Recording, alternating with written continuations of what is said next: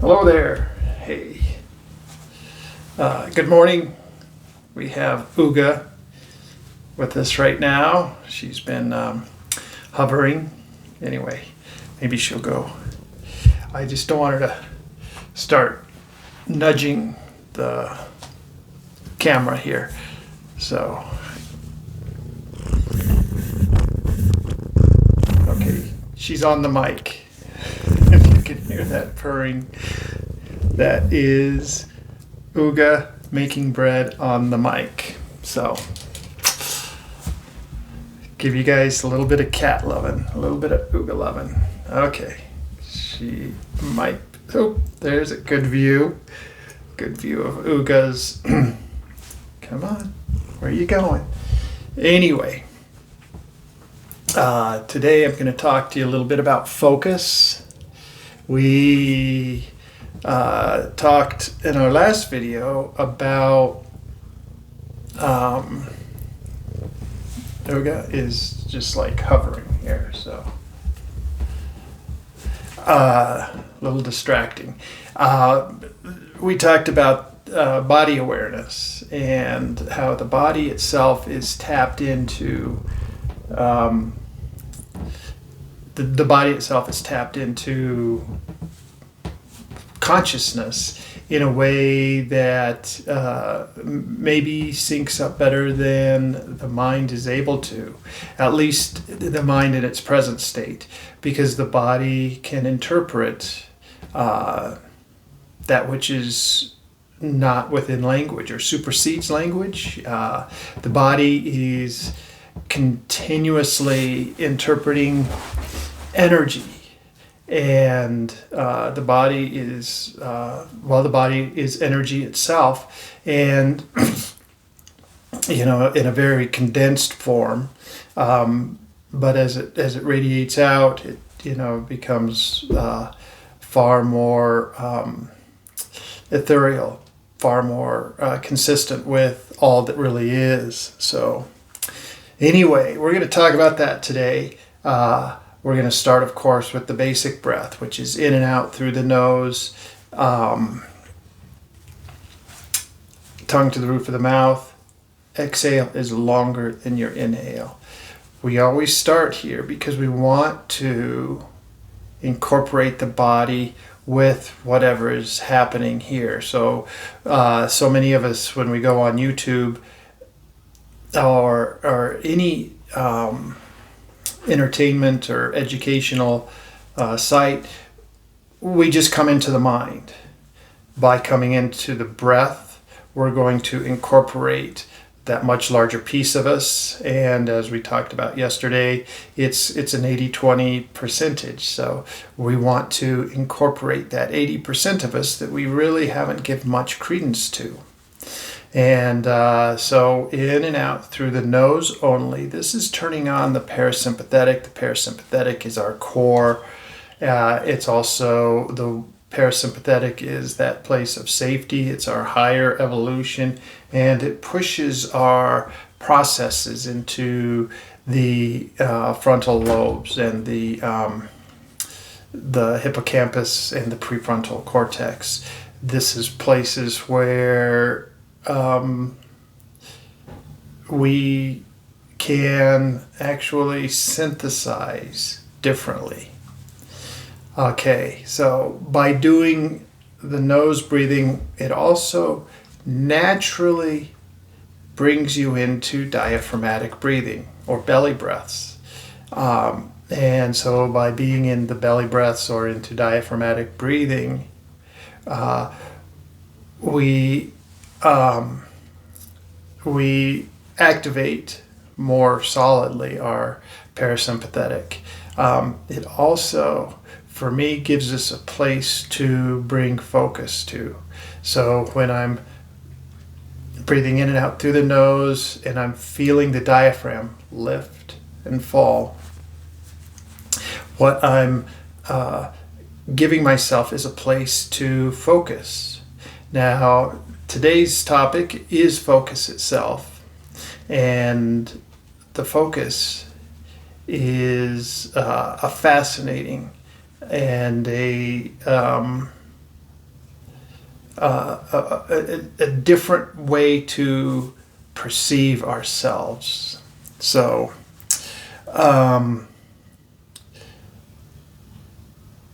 we actually today want to bring our focus to the focus itself, or the focuser. So when you are watching the breath, you're focusing on the diaphragm. Bring your attention to that which is focusing. And notice that it keeps you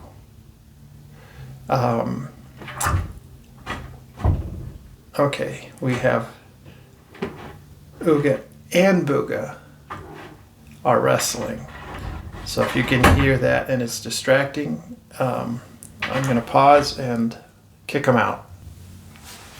All right, so we have another participant.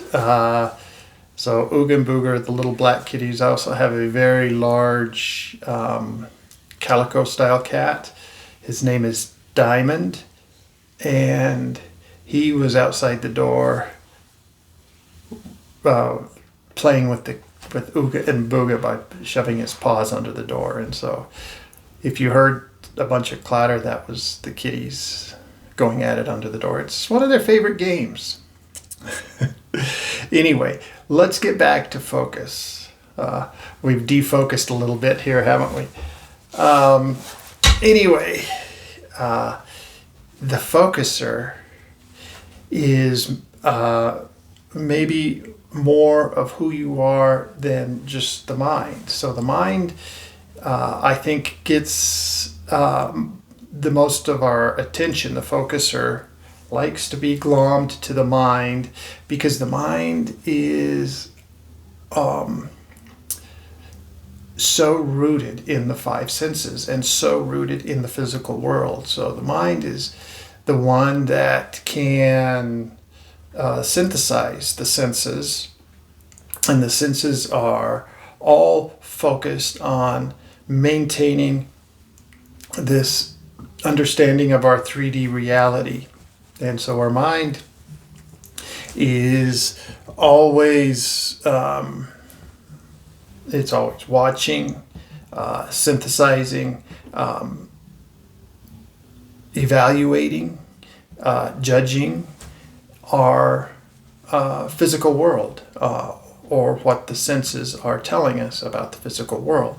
And maybe what we leap to is the physical, and we forget about all the other stuff. How does it become physical? So in the previous video, I talked about how 99% of everything is nothing. And of that, 5% is energy, and less than 1% is actual physical matter. This is my book. The reason I'm bringing out the book is because I just wanted to pull out some of these quotes. This is where I start in the book, and it's fascinating. According to Max Planck. So these are five of our fathers of quantum physics. There's Max Planck. I have quotes in here by Max Planck, Erwin Schrödinger, Werner Heisenberg, Niels Bohr, and Albert Einstein. And they kind of went right down the list here. And this was between the 30s and the 50s that these quotes were coming out. Max Planck says, "There is no matter as such. All matter originates and exists only by virtue of a force. And we must assume that behind this force is the existence of a conscious and intelligent mind. This mind is the matrix of all matter." So let's give our mind that responsibility, that level of understanding, versus just this interpreter and judger of this is good, this is bad, I like this, I don't like that. Neuroscience shows us that we only use 10% of our brain. So let's get back to, an infant. They've done brain scans and their entire brain is lit up. So let's get back to that place, where we can be the matrix of all matter. So let's start to incorporate all of who we are. And that's part of why we're doing these exercises, to reincorporate the body as a very first level interpreter of what is, because the body itself, being connected with the energies, can help us with whatever reality we want to put into our ongoing perception. So right now we're just using our mind, and it's seeing what has already been projected and what has been projected by default, and we've kind of been making up our world as we go in sort of a happenstance sort of way. And let's get back to being more deliberate, intentional, awake to how we put what it is that we want to perceive before us. So here's the next quote. This is Erwin Schrödinger. Consciousness cannot be accounted for in physical terms, for consciousness is absolutely fundamental. It cannot be accounted for in terms of anything else. So that's part of why we're getting back to the body, the feeling, the sensation, that gut feeling. That's why I love going to the diaphragm. It's sort of halfway between the heart and the gut, and it gives us that communication with consciousness, the absolute fundamental. Then we can kind of move up. This is Werner Heisenberg. The atoms or elementary particles themselves are not real. They form a world of potentialities or possibilities rather than one of things or facts.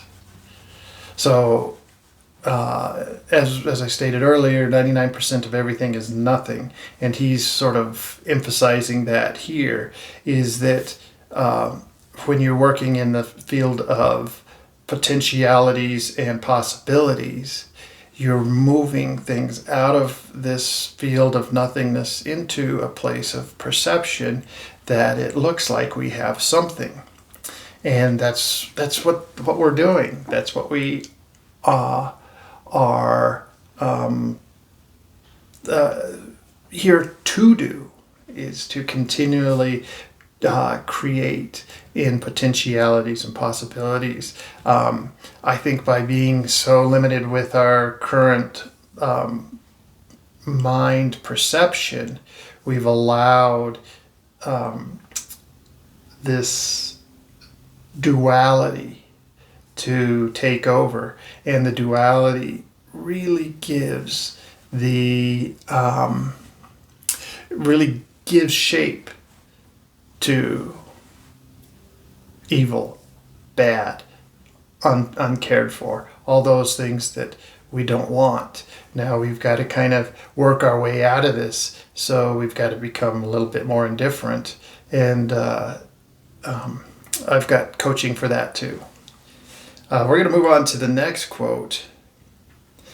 This is Niels Bohr. And this just builds on what Werner Heisenberg just said.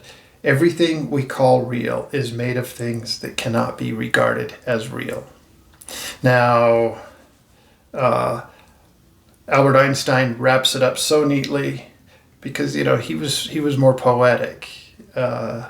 Reality is merely an illusion, albeit a very persistent one.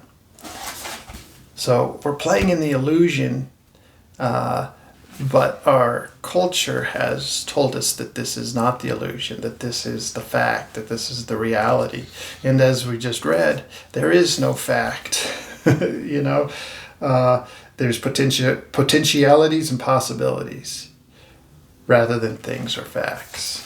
But let me move on then to something far, far older than the birth of quantum physics. And this comes from the Bhagavad Gita, which has its roots in the spoken.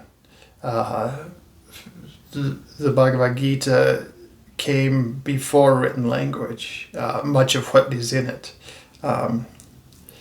So this is Krishna speaking to Arjuna on the battlefield.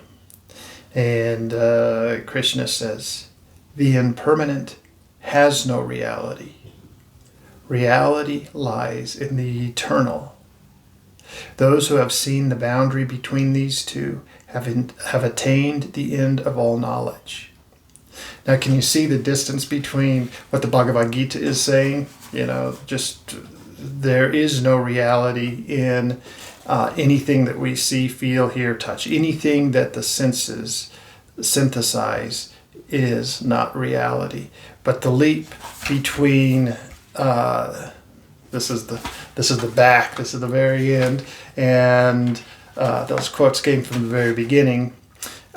This is our scientists, where we are now today, just scratching the surface of finding out that what we have synthesized with our mind is not reality.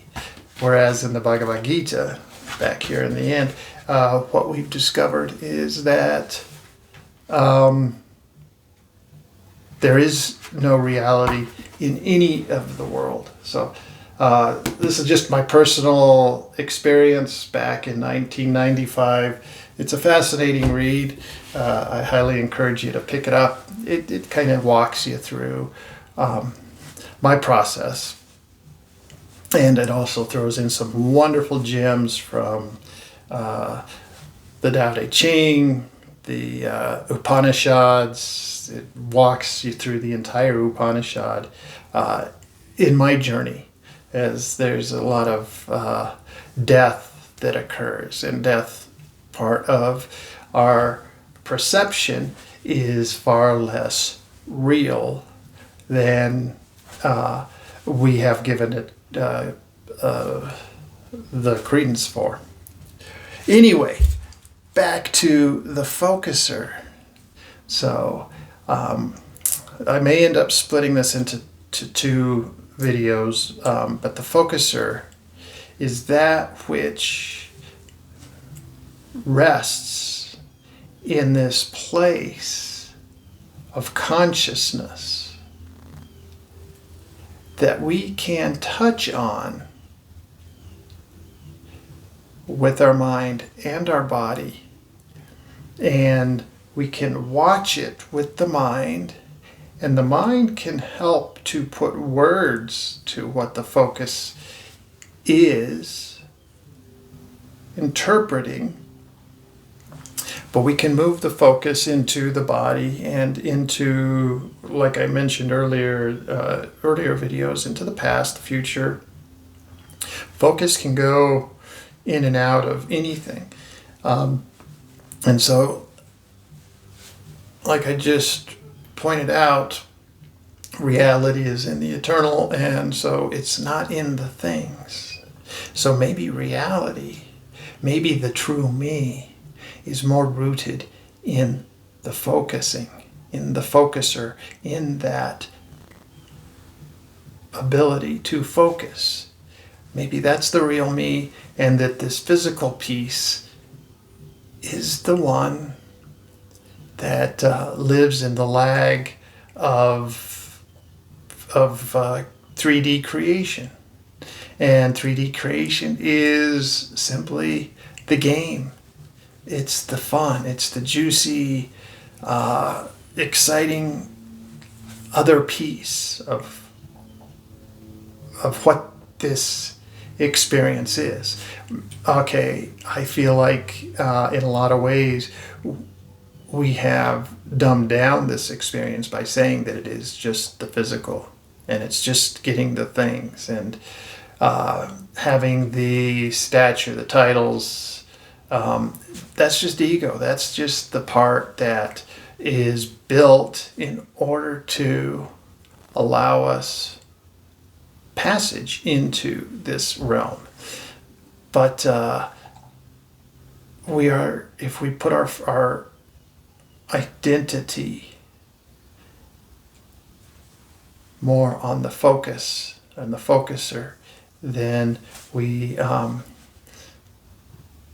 are closer to reality, true reality, than we are by just registering the stuff that's all around us.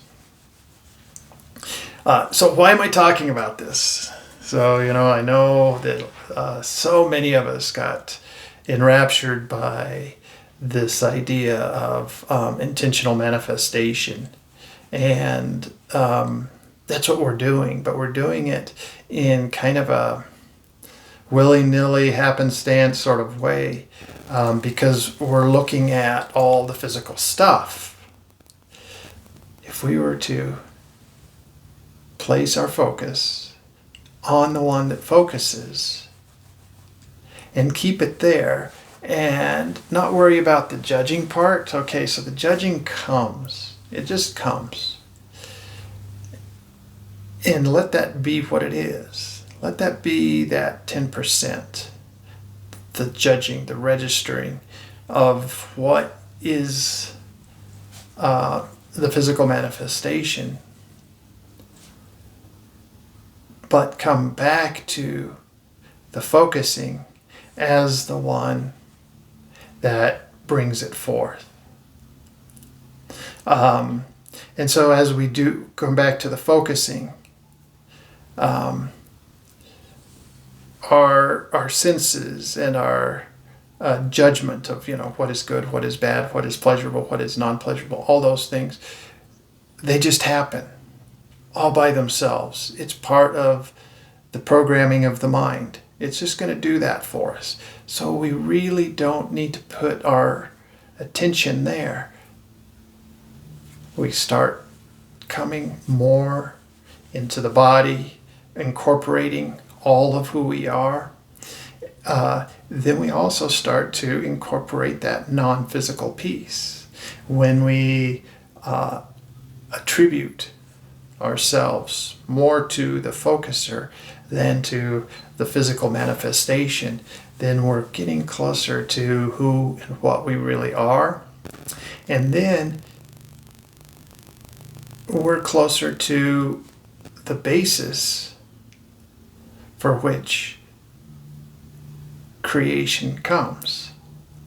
And just like the mind is the observer and it just does it all on its own, creation also just kind of happens all on its own. And it happens far faster, far easier when we line up our focus with what our true gut is telling us. And it's sort of outside of the area of judging, labeling, the manifestations that are already here. So we're at a place of the muse, which is that place of potentialities and possibilities. And so it's hard for us to exactly put the physical aspects to it. But when we're in the place of potentialities and possibilities, we're in the place where feeling that feeling place that is beyond words lives. And so if we can find that place of peace, and that's kind of the entry. And that's part of why I like for us to come to the hippocampus first rather than move out of the amygdala up into the hippocampus. What is happening there? Well, the hippocampus, rather than shooting out dopamine, which is that addictive chemical, which is a response to what we experience physically, we moved into the hippocampus, which is putting out the chemicals of peace. So serotonin, melatonin, the endorphins, those are the deep-rooted chemicals of peace that helps us to synthesize differently who and what we are. Because we then, rather than place our identity on the one that gets the dopamine surge, we're placing ourselves more in that one who rests in peacefulness and doesn't need an external endorsement for who or what we are. And so it's bridging this world between physical, chemical, reactionary, or responsive in an observational person, bridging those, putting those together, and making a different reality. One based in the one that rests in the peace. And from the peace that grows joy. And from joy that grows the true essence of who we are, which is the love. And so we're not quite able to sink entirely into who we are as a full non-physical being because we've sort of locked ourselves into the focus of a physical being. But let's play the game and let's do the dance so that we're in motion. And so what's the dance all about, really? It's about the feeling, right? It's not about going somewhere to do something and get stuff. The dance is just whirling around the floor with other beings, with other energies, feeling what it feels like to be physical and weightless, all at the same time.